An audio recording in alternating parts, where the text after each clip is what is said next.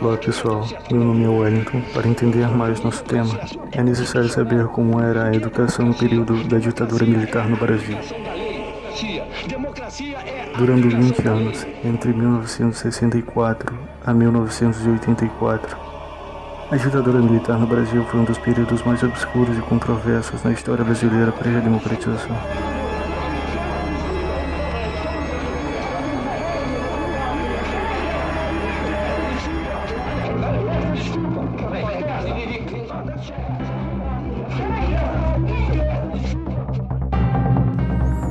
Liberdades individuais, direitos e liberdade de expressão foram amplamente suprimidas.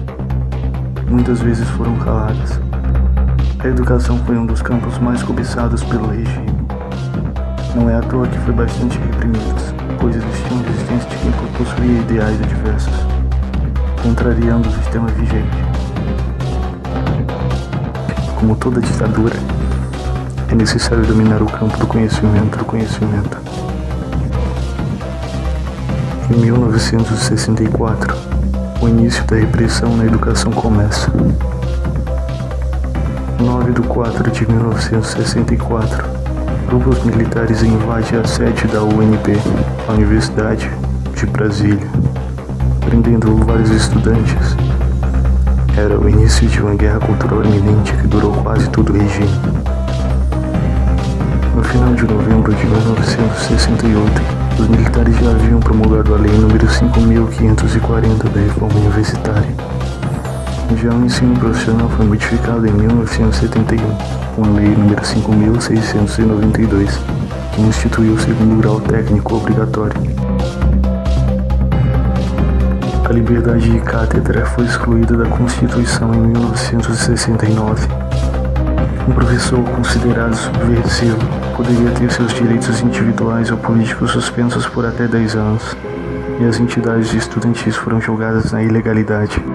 Além disso, os filhos e filhas das famílias mais pobres não tinham acesso à escola e muitas vezes ficavam à margem da educação formal. Em 1960 e 1970, as taxas de analfabetismo chegavam a mais de 40% da população, de acordo com dados do Ministério da Educação, MEC. Só em 1968, a democracia garantiu a universalização do acesso à educação a partir da Carta Magna.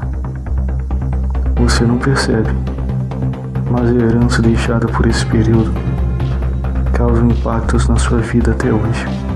Alguns pontos importantes que serão expostos nesse vídeo, como a criação do MEC, nova LDB e a reforma universitária, servirão de lição para você obter mais conhecimento.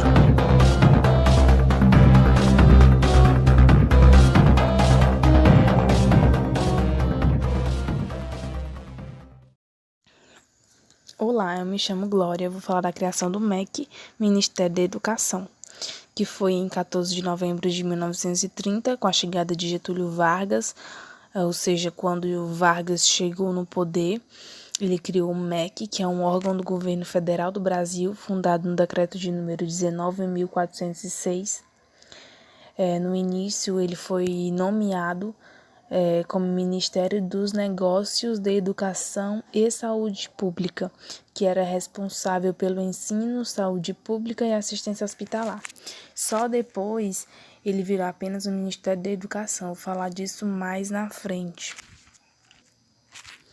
A estrutura atual do MEC, ela só ficou firme, de fato firme e estabelecida no decreto de número 4.791, que aconteceu em 22 de julho de 2003. Além da educação, o Ministério ele também era responsável pela saúde e meio ambiente. É muito importante lembrar que o primeiro ministro da Educação foi um mineiro, e ele se chamava Francisco Campos. Em 1932, aconteceu o Manifesto dos Pioneiros da Educação Nova. Eles defendiam um sistema escolar público, gratuito e obrigatório para todos os brasileiros até 18 anos. O documento ele foi direcionado por Fernando Azevedo, e assinado por 24 renomados educadores e intelectuais. Em 1934, é definido que a educação é um direito de todos os brasileiros e também estrangeiros que moravam no país, ou seja, estrangeiros domiciliados no país. O MEC, ele tem como área de competência os seguintes assuntos, eu vou citar alguns: política nacional, educação infantil, educação em geral, como ensino fundamental, médio, superior, educação especial, entre outros. Até 1953, ele foi o Ministério da Educação e Saúde. Só depois, com a prioridade dada à área da saúde, é que surge o Ministério da Educação e Cultura, com a sigla MEC. Somente em 1995, a instituição ela passa a ser responsável apenas pela educação, ou seja, em 1995, ela passa a ser responsável somente pelos interesses do ensino, da educação. Em 16 de setembro de 1932, Francisco, o primeiro ministro da Educação, ele foi demitido e substituído por Washington Pires, que também, depois de um tempo, foi substituído por Gustavo Capanema, que também era mineiro.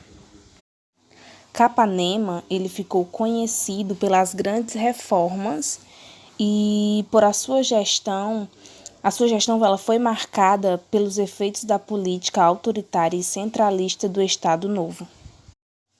Vamos ver a seguir algumas fotos. A primeira foto, vemos Capanema na cerimônia de lançamento da pedra fundamental do Monumento da Juventude. Essa obra ela integrou o prédio do Ministério da Educação e Saúde em 1944, no Rio de Janeiro. Na segunda foto, são estudantes na formatura, ainda durante a cerimônia do lançamento da pedra fundamental do Monumento da Juventude. E na terceira foto, temos Getúlio Vargas sendo aplaudido na inauguração do prédio do Ministério da Educação e Saúde.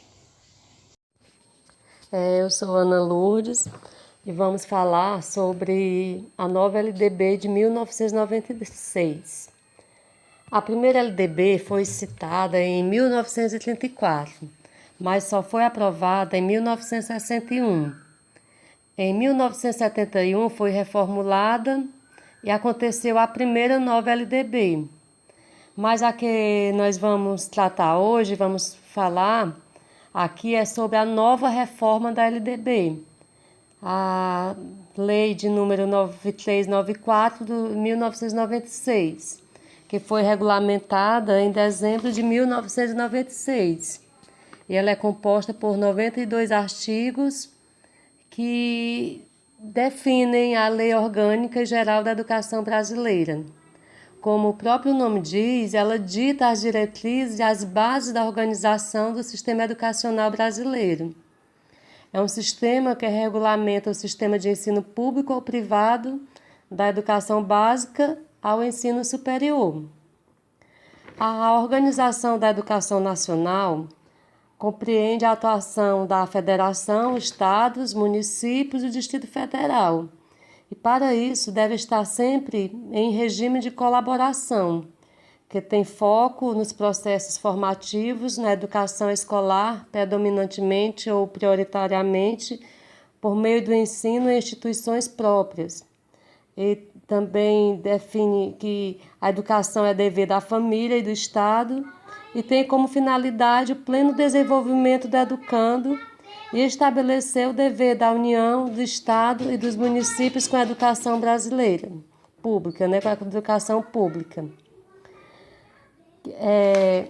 Essa nova reforma na educação brasileira, a LDB de 1996, ela trouxe diversas mudanças às leis anteriores, como a inclusão da educação infantil, creches e pré-escola, e também a formação adequada dos profissionais da educação básica, que foi priorizada com um capítulo específico para esse assunto. E ainda em 1996, o Ministério da Educação criou o Fundo de Manutenção e Desenvolvimento do Ensino Fundamental e da Valorização do Magistério, que foi o Fundef, para atender o ensino fundamental. Mas voltando à LDB 1996, ela teve uma importância muito grande nas transformações ocorridas desde então. Ela abriu espaço para consolidar medidas que ampliaram o acesso e melhoraram o financiamento do ensino superior, e houve também importantes avanços nessa área. Também mudou o modo de avaliação de ensino e hoje podemos ter uma visualização melhor dos resultados desenvolvidos pelos educadores. Assim como a Constituição, a LDB foi sendo atualizada e ganhando novos temas que são incorporados à sociedade. Essa nova LDB de 1996 veio substituir sua versão anterior de 1971 e ampliar os direitos educacionais, a autonomia de ação das redes públicas, das escolas e dos professores, e deixar mais clara as atribuições do trabalho docente. E quando foram iniciadas essas discussões, foi apresentado para a Câmara, mas só que era um modo muito complexo, muito difícil de ser colocado na prática, muito difícil de trazer para a realidade brasileira. Então, um grupo de educadores, eles se reuniam em congressos, fóruns, debates, e o texto foi discutido durante 8 anos, mas não chegaram ao consenso por conta dessa lei muito detalhista.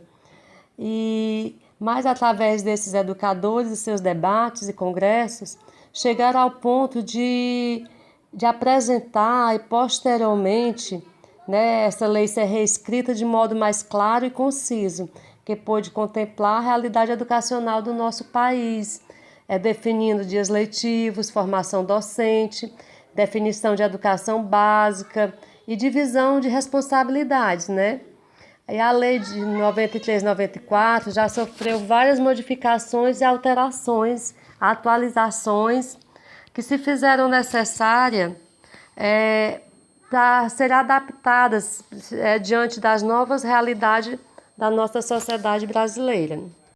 Oi, eu sou a Priscila e hoje eu vou apresentar para vocês algumas observações sobre a reforma universitária. Pontuei como linha do tempo para poder mostrar para vocês como se foi o trajeto até a aprovação da lei da reforma. Primeiro que em 1938 foi criada a União Nacional dos Estudantes, onde foi traçado o plano de reforma do sistema educacional. Mas esse movimento estudantil ainda tinha uma força política grande, então começou o interesse por espaço dentro do UNE, com o intuito de conquista de voto. Mas mesmo assim, o governo ele teve toda a repressão contra o movimento estudantil, usando de força policial e até de forças armadas. A união dos estudantes, eles pediam muito o fortalecimento das bases dos anos primários. Havia um confronto de partidos e de ideias, o que preocupava muito, que hoje não é muito diferente. Hoje nós temos o ENEP. O ENEP ele é o Encontro Nacional de Pedagogia, onde os estudantes do Brasil inteiro eles se reúnem para debater e discutir os melhores rumos da educação. Toda essa mudança favorecia sempre a elite, que estava sempre à frente da educação do Brasil, onde os menos privilegiados eles não tinham tanto acesso, principalmente no superior, que era muito elitizado. Os interesses que eles estavam servindo só se dava a ele, a própria elite, onde era a maioria. Em 1962, houve um congresso com a pauta da reforma universitária, onde os estudantes eles traziam algumas propostas mais racionalizadas a serviço das massas, buscando as soluções para resolver questões das lutas de classe. Um pouco mais à frente, no mesmo ano, os reitores também se reuniram com sugestões ao ministro da Educação, como a expansão das matrículas, a integração entre as faculdades federais e a ampliação da autonomia universitária. E foi aí, então, que em 1968, a reforma ela foi aprovada pelo Congresso Nacional e estabeleceu alguns critérios, como o vestibular classificatório, o regime de crédito para o mestrado, doutorado. Houve a divisão entre a graduação básica e a especialização. Podemos perceber que há tanta diferença da universidade da época do golpe para hoje.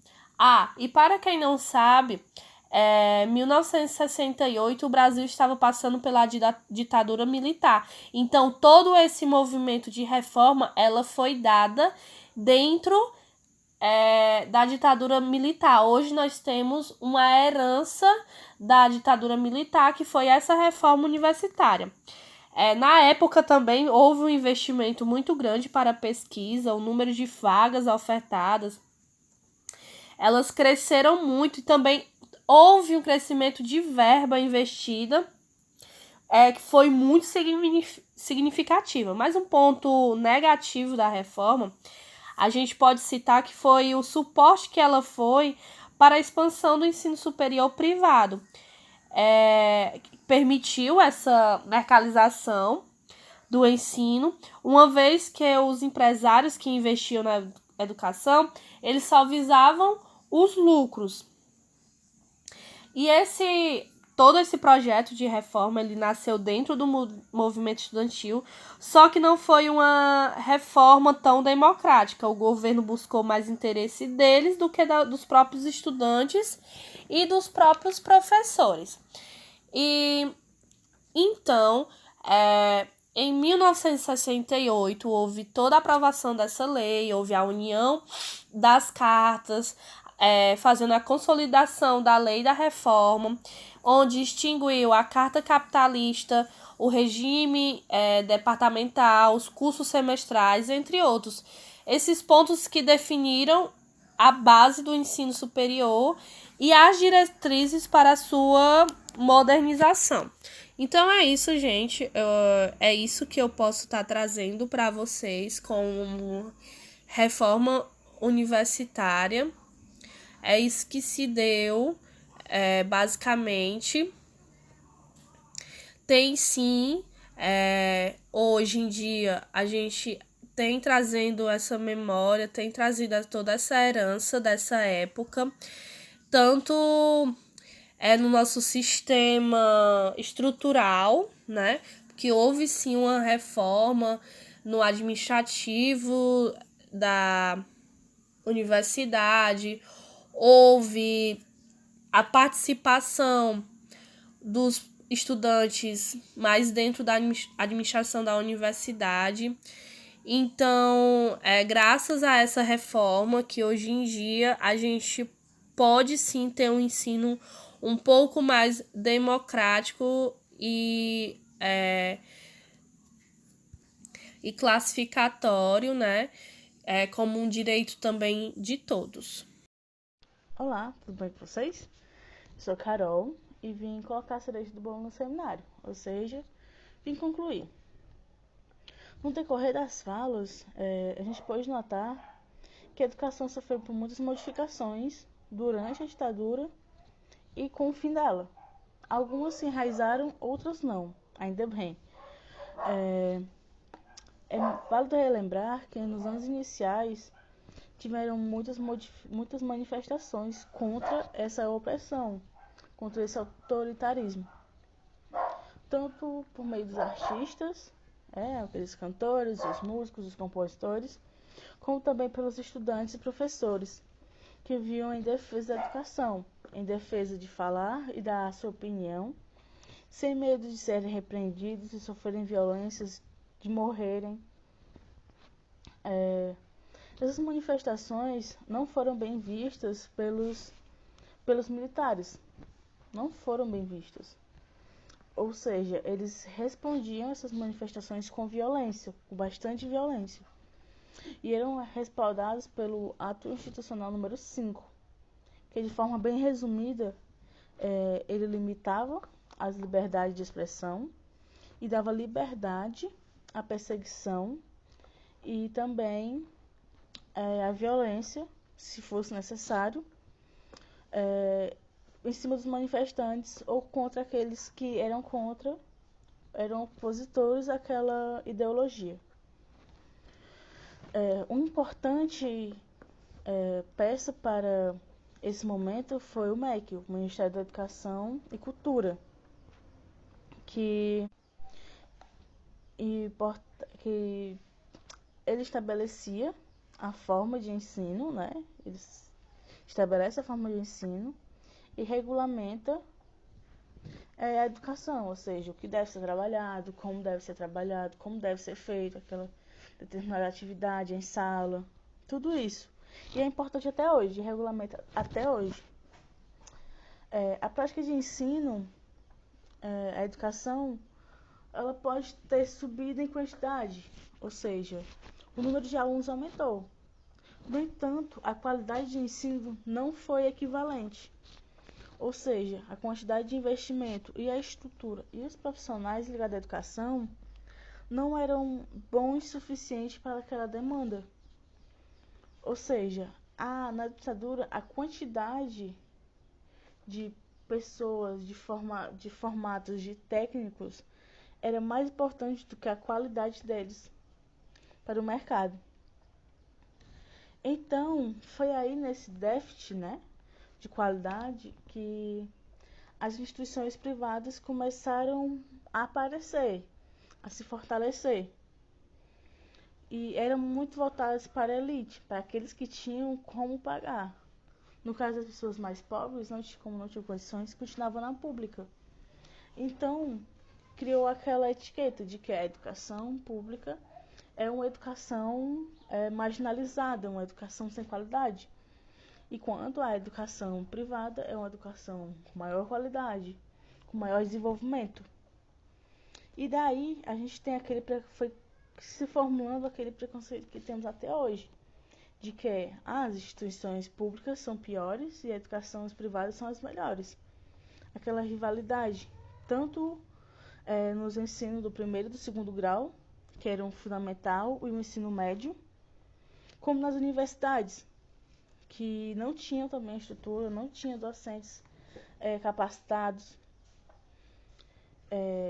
Na educação, dentro da sala, na educação pública, na ditadura, teve também uma opressão, uma grande opressão, já que os livros foram reestruturados, alguns conteúdos de história foram retirados, história e geografia, as disciplinas de filosofia e sociologia foram retiradas também, todos nós sabemos por quê. E tinha também um livro chamado Educação Moral e Cívica, que foi muito importante para a ditadura, já que ele repassava a ideologia daquela época, da ditadura militar, daquele regime. E um grande marco, né, de luta contra a opressão foi a morte, né, do Edson Luiz pelo soldado que manifestava a respeito do preço do restaurante universitário. E foi um marco muito grande para o movimento estudantil naquela época. Com a mudança de governo, em 1985, com a eleição do José Sarney, teve a quebra, né, definitiva do regime militar.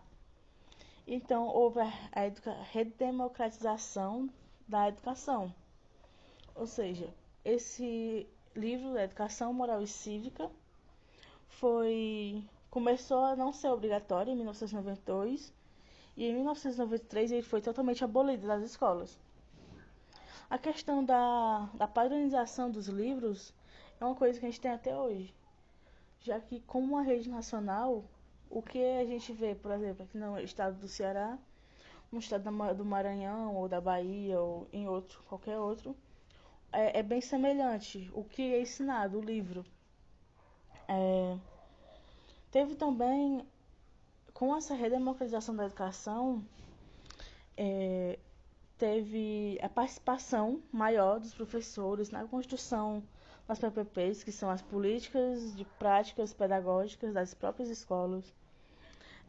Teve a criação, a reestruturação dos conselhos estudantis, voltou às organizações estudantis, tanto por esportes como de forma política, de forma bem mais democrática.